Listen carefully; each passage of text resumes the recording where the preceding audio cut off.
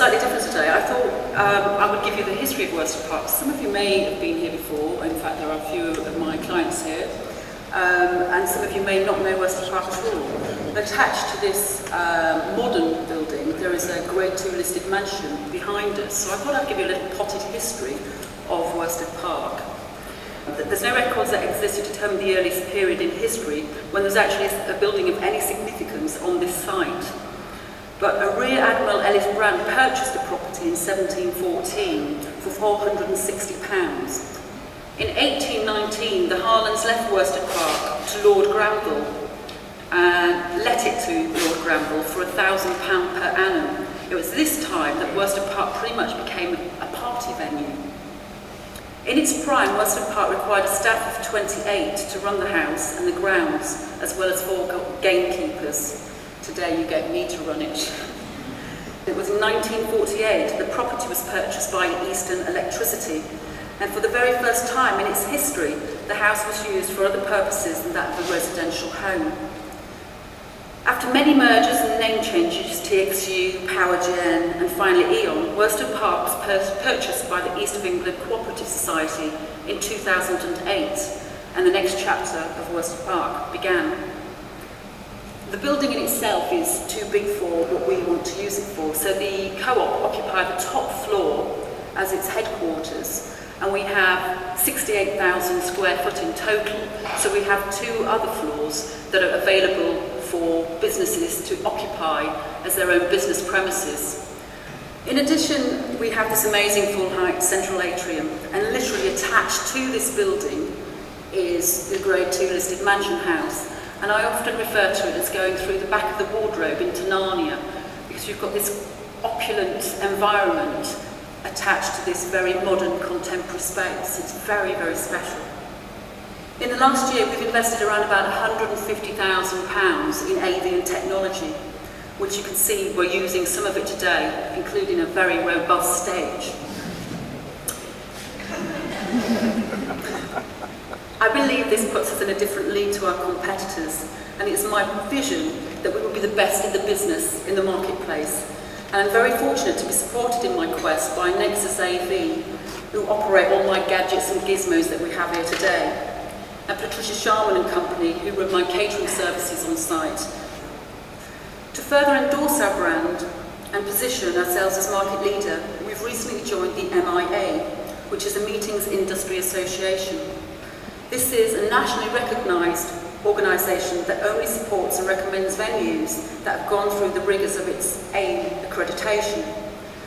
This goes through a process of self-accreditation to silver and then gold, which is a true accolade to achieve gold accreditation.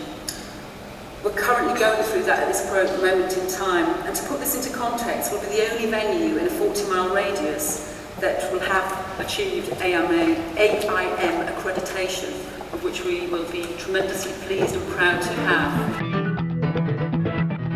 Data loss is real. There's lots lots of ways that this can actually happen to your organisation. And when we think of the term disaster and disaster recovery, it's easy to think of sort of grand scale events, things like fire and flood. But it's not actually these big events that we're actually talking about. Obviously they do happen, but it's the smaller stuff, the more everyday points that actually affect your business and affect the security of your data. And we're talking about everyday issues like, for instance, IT systems failure. But it's also property damage, accidental damage, malicious damage, but even down to day-to-day issues, things like laptop theft and loss. To give you an idea, a statistic to think of, that over 3,500 laptops are left in European airports every week.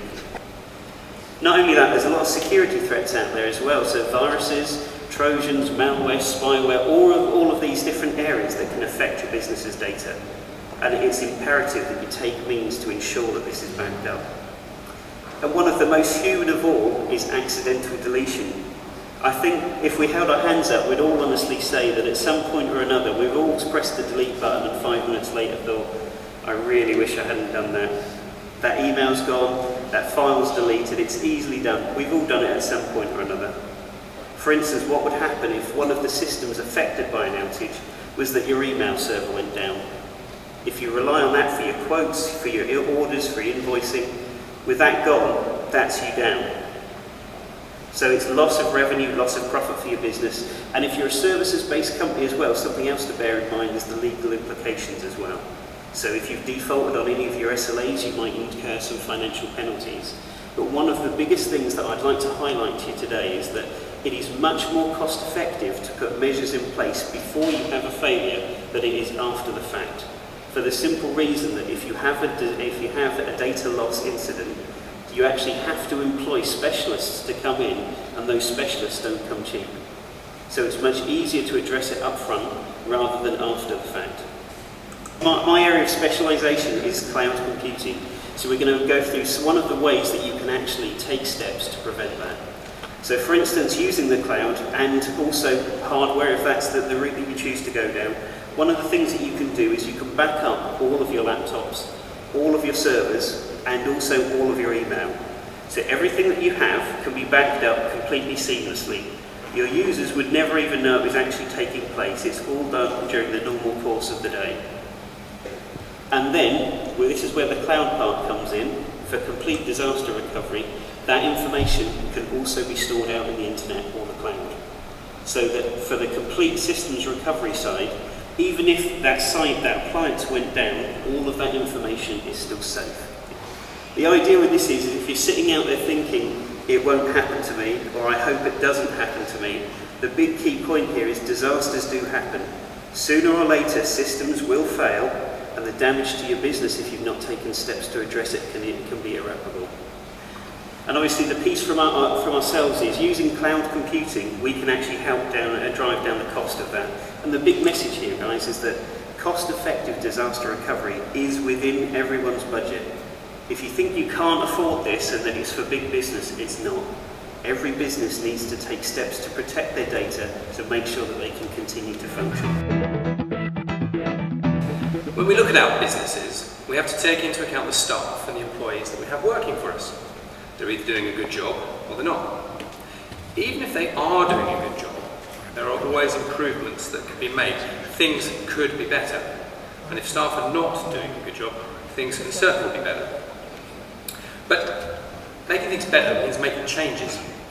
And there are rules about things that we can and cannot do. The point is, though, that these rules are no different for you than from anybody else. So why is it some employers seem to get by whilst others struggle? Why is it that some employers think that their staff are the tail that wags the dog? At the moment, I'm dealing with a litigated person who believes that submitting 40 Equality Act questionnaires and 2 Data Protection Act requests for data is appropriate behaviour after his employer quite reasonably wanted to start a capability process, having received various customer complaints about the levels of service that he was delivering. And this particular employee only had 8 months service as well. Clearly we're going to have to deal with these problems, but they're things that we don't need to be afraid of. If a member of staff resigns owing you money, but you don't have a deduction clause to take that money from the final pay packet, you can still demand the money back. If you have staff transferred to you by TUPE, you can make changes to the employment contracts if they can be justified. And if you have a salesperson who leaves you for a competitor or doesn't give you proper notice or nicks the database on the way out, you can do things to prevent the damage. Okay? You do need some tools in your toolkit, however. You need a suitable employment contract, nothing fancy, but it's got to be fit for purpose. You need some policies to look after your interests, your special interests, that is. If a party is to a commercial deal, you want to make sure that the employment issues are sorted out. And if you have an online presence, and let's face it, these days who doesn't, you need an internet policy. You also need to be in charge. You need to enforce your policies. You need to demand good service from your staff. Don't accept poor attendance, poor attitudes, or inappropriate behaviour in the office, because it's difficult to regain lost ground. From time to time, you'll need to take advice. The message, however, is be brave, be fair, and be better. The University of Essex has launched 2 schemes following the success last year of a government-funded graduate internship scheme where we placed more than 90 students, graduates in work throughout Essex and Suffolk. What an intern could do for your business. There are all sorts of areas. The most popular actually last year was marketing and IT projects. We would say that we've got graduates and students now, we're doing a student scheme as well, who can come in and help you with a short-term project, maybe even with a view to carrying on during their studies if they're a student. What we say is that we can act, if you like, as a recruitment agency. You could come to us. We have an employer appointment form which, before you ground, another form to fill in. It's lots of tick boxes. And if you fill that in, we then match on our database with hundreds of applicants, students and graduates. And then we would send out your job specification to those that match your requirements. And within a week, we could hopefully have some CVs and covering letters to you. This is a very good way of trying someone out. They're trying you out, you're trying them out. You can have a 10-week, 8-week, 6-week placement, where at the end of it, if it works out, maybe it could be permanent employment, but it can then, if it doesn't work out, you can say, well, thank you very much, and thanks for the project, and all parties move on. We are, and we all believe, and we saw yesterday even more so, that we are living through very, very difficult times. And we tend to think that the stock market is not actually terribly important.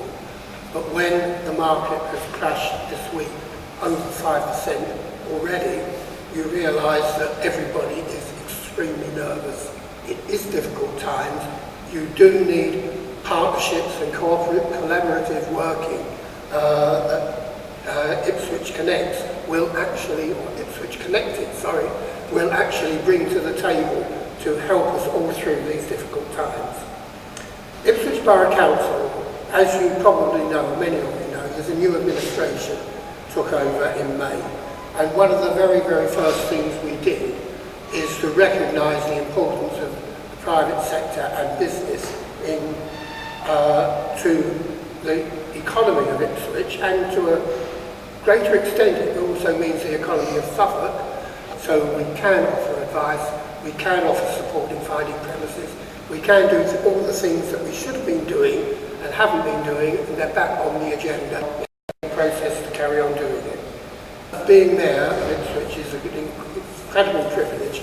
Meeting people like yourself and getting on personal name terms with you is even more of a privilege, because you are the futures of our economies and our future in this town, and long may you prosper, because if you prosper, we all prosper. Thank you very much indeed.